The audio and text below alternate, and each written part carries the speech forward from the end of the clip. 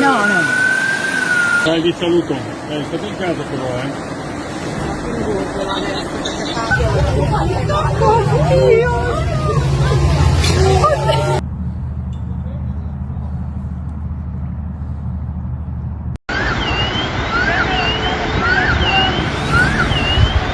The heart of Wauwatosa, Wisconsin, gone underwater. What started as a regular summer storm turned into one of the worst flash floods the city has ever seen. Within just a few hours, quiet neighborhoods turned into raging rivers. Bridges crumbled. Cars floated down the streets where traffic used to flow. The Menemon River, normally calm and shallow, exploded over its banks, flooding areas that had never seen water before. Across southeastern Wisconsin, rain hammered down with the power of a tropical storm, over a foot of water in one night. By morning, the city looked like a completely different place. Traffic lights blinked above flooded intersections. Sirens wailed through the downpour. People stood helpless at their windows, watching their streets vanish beneath muddy water. When daylight came, the full scope of the disaster hit home. Roads to schools, shops, and homes were gone, buried under swirling brown water. Power lines dipped dangerously low. Neighborhoods once filled with laughter and daily life now echoed only with the sound of rushing water and distant alarms. Experts said the rainfall matched that of a Category 1 hurricane, but this wasn't Florida or Texas. This was Wisconsin, a place that almost never makes national headlines for tropical-style weather. That night, most residents went to bed thinking it was just another heavy rain. But after midnight, everything changed. The skies opened wider than anyone imagined.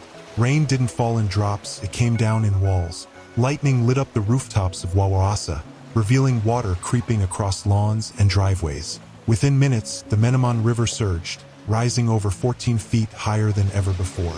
Across Milwaukee County, rainfall totals shattered records: 10 inches, 12, then over 13 inches in less than a day. Meteorologists called it a once-in-a-lifetime storm. For residents, it was pure chaos. Basement windows burst from pressure. Storm drains shot water like geysers. Small bridges collapsed. Rescue teams fought to reach stranded drivers, but even major roads were gone, swallowed by debris-filled currents. City cameras captured surreal scenes. Cars bobbing like boats, dumpsters drifting through neighborhoods, power flashes lighting up the skyline as transformers blew one after another. Neighbors shouted across porches, their voices drowned by the roar of water. In just one night, the familiar city map was erased, replaced with fear, confusion, and disbelief. When the morning sun finally broke through the clouds, it revealed a city transformed. The streets were gone, replaced by rivers carrying pieces of people's lives. Garbage bins, toys, fences, memories. Emergency crews were overwhelmed. 911 calls poured in faster than anyone could respond. What happened in Wauwatosa will be remembered for generations. A reminder that even in the heart of the Midwest, nature can rewrite everything overnight. Police cruisers sat stranded in intersections that had turned into small lakes. Firefighters went block by block, checking every submerged car, hoping no one was trapped inside. Across town, the small bridge on 68th Street was gone, completely collapsed. The metal frame looked like it had been twisted by hand, crushed under the force of the raging water. But the destruction didn't stop there. In Milwaukee, major highways, I-43, I-41, and I-94 were all shut down. Traffic cameras showed scenes straight out of a disaster movie. Cars half underwater, headlights still blinking through the murky flood. Some drivers climbed onto their rooftops, waving for help. Others waded through chest-deep water, abandoning their vehicles just to reach higher ground. At the Wisconsin State Fairgrounds, what should have been a day of celebration turned into chaos. Families trudged through muddy water, pushing strollers, carrying pets, trying to find safety. Cars floated across the parking lot like forgotten toys. Organizers had no choice but to cancel the fair's closing day, a necessary but heartbreaking decision. Even sports weren't spared. Just a few miles away, floodwaters surrounded American Family Field, home of the Milwaukee Brewers. Roads leading to the stadium were completely impassable. Inside, leaks appeared through the roof panels, leaving puddles across the concourse. The power flickered. The storm didn't care about roofs or walls. It found its way in. As water reached electrical substations, transformers began to blow one after another, lighting up the night sky in eerie flashes of blue. By mid-morning, entire neighborhoods were silent. The hum of the city was gone. All that remained was the sound of rushing water pressing against the walls of homes. From the air, it looked surreal, a city of rivers, where neighborhoods blurred into lakes and parks disappeared beneath an endless sheet of gray. What began as an ordinary summer rainstorm had grown into a full-scale urban flood disaster. And for thousands watching helplessly from windows and rooftops, one haunting question lingered. How could this happen here? But beyond the flooded streets and shattered infrastructure, the real damage couldn't be measured in inches of rain. It was written in the faces of the people who lost everything. On Milwaukee's northwest side, Jacqueline Zeldin stood at the top of her basement stairs, staring at the dark water below. Overnight, 3 feet of muddy floodwater had swallowed her family's memories. Boxes, furniture, photographs, all gone. For so many across Milwaukee, this wasn't just a flood. It was a reminder of how quickly life can change, how one storm can turn a city upside down.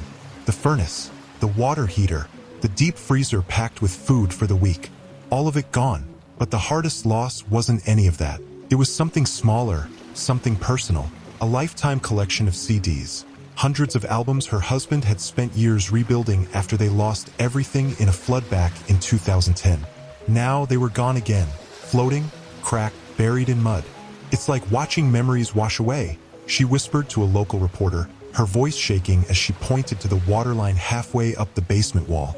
Outside, her street looked more like a river cutting through the neighborhood. A neighbor's flower pot drifted past. Pieces of patio furniture bobbed in the current. Somewhere in the distance, a dog barked, lost, scared, paddling through the flood with no idea where to go. The sound of rushing water never stopped. It was heavy, relentless, alive. Across Wauwatosa and Milwaukee, families told the same story, each one different, but heartbreakingly familiar. Kids watched from upstairs windows as their yards disappeared under brown water. Elderly neighbors were carried to safety by firefighters wading through waist-deep floods. College students used inflatable pool toys to float their belongings out of their apartments. No one was spared. Some homes were lucky. The water stopped just short of the doorstep, leaving people shaken but thankful. Others weren't so fortunate. Water poured in through cracks, drains, and windows, rising faster than anyone could react. Everyone described the same feeling: disbelief, shock, that powerless moment when you realize nature's in control, and all you can do is watch. As the storm raged through the night, darkness spread faster than the water.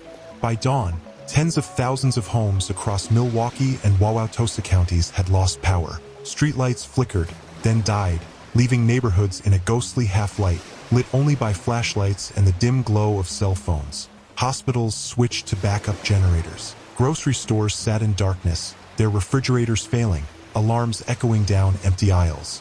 With major highways like I-43, I-41, and I-94 still closed, supply trucks were stuck. Gas stations started running low on fuel for emergency crews. Grocery deliveries were canceled. Every hour without power pushed the community closer to its breaking point. Farther north, in Door County, the same storm unleashed a different kind of fury. Winds blasting at over 60 miles an hour tore through the coastline, snapping trees and flattening nearly a third of the forest across Washington Island. At the Ka Island Lighthouse, visitors and staff found themselves trapped overnight. Roads were blocked, trees were down, and no one could get in or out. By sunrise, the island was officially shut off to the public. Emergency crews began cutting through the wreckage, trying to restore access and assess the damage. From above, southeastern Wisconsin looked like a broken puzzle. Neighborhoods that once sat side by side now separated by dark, swirling water. Drone footage showed homes barely visible above the floodline, candles flickering through shattered windows, roads completely gone beneath the flood, and a haunting calm settling over the devastation. When the downpour finally stopped, silence took over. The constant roar of rain gave way to an eerie stillness, the kind that feels almost unreal. In Wauwatosa, the air hung thick with moisture and the scent of soaked earth. As daylight crept in, the true extent of the damage came into view. Streets buried in mud, cars piled on top of each other, and homes marked by a muddy line showing just how high the water had risen. People stepped outside slowly, almost in disbelief. Some waded barefoot through the muck, clinging to fences slick with mud. Others just stood there, not crying, not shouting, just staring at the scene in front of them. The city they knew was gone, replaced overnight by something fragile, almost unrecognizable. Rescue crews went door to door, calling out for survivors. The steady buzz of chainsaws soon filled the air as residents tried to clear what they could. Volunteers began arriving from nearby towns, carrying food, water, and supplies. Fire stations turned into community drop-off points for donations. At the local high school gym, now converted into an emergency shelter, families gathered together, phones charging through a single extension cord, kids trying to sleep through the distant sound of sirens. Parents held their children close, whispering that everything would be okay, even if they weren't so sure themselves. The morning after the flood, volunteers stood in line, handing out hot coffee with muddy shoes and tired smiles. As the sun finally peeked through the clouds, its weak rays glimmered off the pools of water still covering the streets. For the first time in hours, hope felt possible. Reporters arrived soon after, documenting the wreckage. The collapsed bridge on 68th Street, fairgrounds turned into shallow lakes, and homes scarred by broken windows and soaked walls. But behind every photo was something deeper, people refusing to give up. Neighbors checked on each other. Strangers offered rides to safety. Volunteers stepped through cold water to save family photos before they drifted away. Because here in Wisconsin, when disaster hits, people don't wait for help, they become the help. They share what they have. They lend tools, food, and generators. They clean, rebuild, and show up long after the cameras leave. By sunset, as the floodwaters slowly pulled back, one thing became clear. The storm may have broken streets and homes, but it couldn't break the spirit of the people who live here. Their strength was quiet, steady, and unshakably human. The water may have receded, but the story isn't over. Each storm leaves behind more than damage. It leaves behind a question. If a town like Wauwatosa can be swallowed by water overnight, what does that say about the world we're building?